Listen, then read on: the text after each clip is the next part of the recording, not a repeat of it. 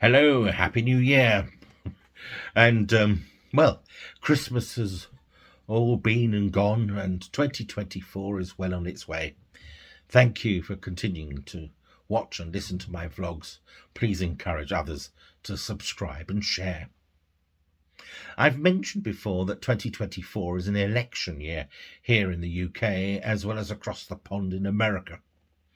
And us ordinary folk are going to be bombarded with all sorts of nonsense which is designed to confuse and bamboozle the voters. But before allowing the politically minded to raise your blood pressure, can I remind you that 40% of human DNA is the same as that of a banana. Fact is often very stranger than fiction. For those of us who work in the arts, we're often criticised for producing work that is considered to be a bad influence on society. TV and computer games is responsible for violent outbreaks in society and immoral behaviour. Well, naturally, I disagree with this. It's a lazy smokescreen. Art often reflects what is actually going on, and this is why some productions are very popular.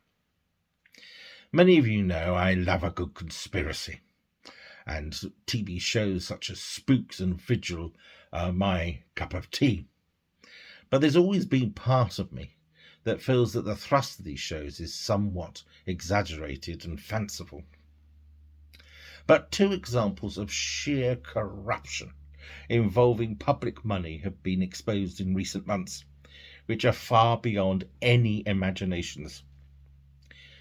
A member of the House of Lords, Baroness Mone, denied any involvement with her husband's company gaining government contracts to produce PPE worth £200 million.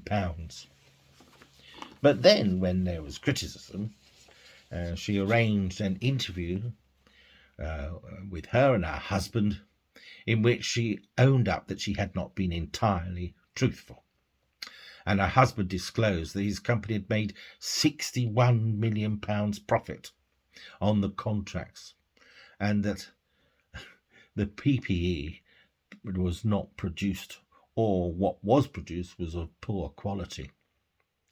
They both denied that they have gained from the £61 million profit, stating that the profits have gone into a family trust. So, are they not investing these profits in their company so that it could expand and employ more people? I can appreciate that some will consider this to be profiteering, keeping on to the profits when the country is actually on its knees. Baroness Mone and her husband are proof as to why the trickle-down ideology doesn't work.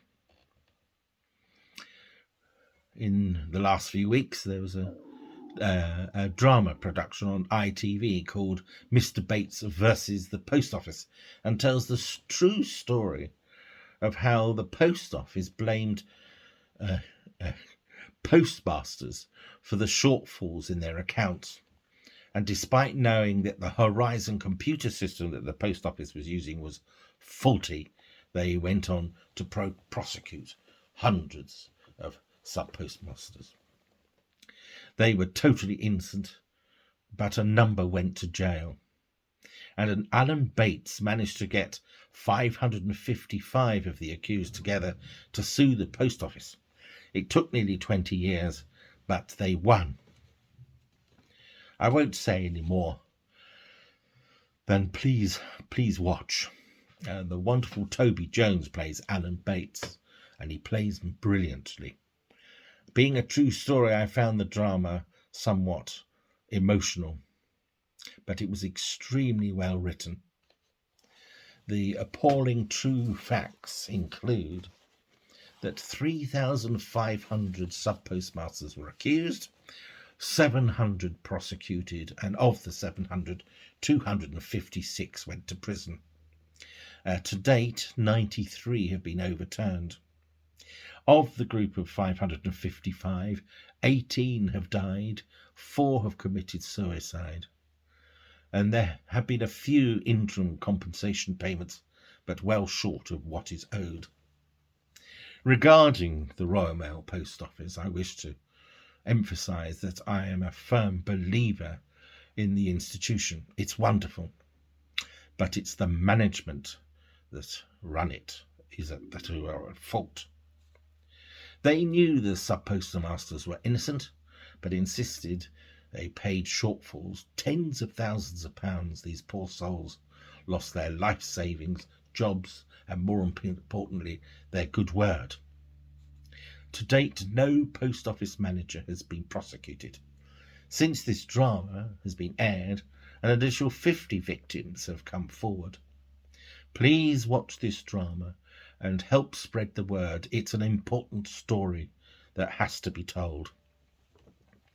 Perhaps Baroness Moan and her husband could contribute £55 million of their profits to the compensation fund for the postmasters. Well, let's get on to a brighter note. Today, the 7th of January, is International Bobblehead Day. Well, with that, thank you for listening. Until the next time, think banana. Toodle pip.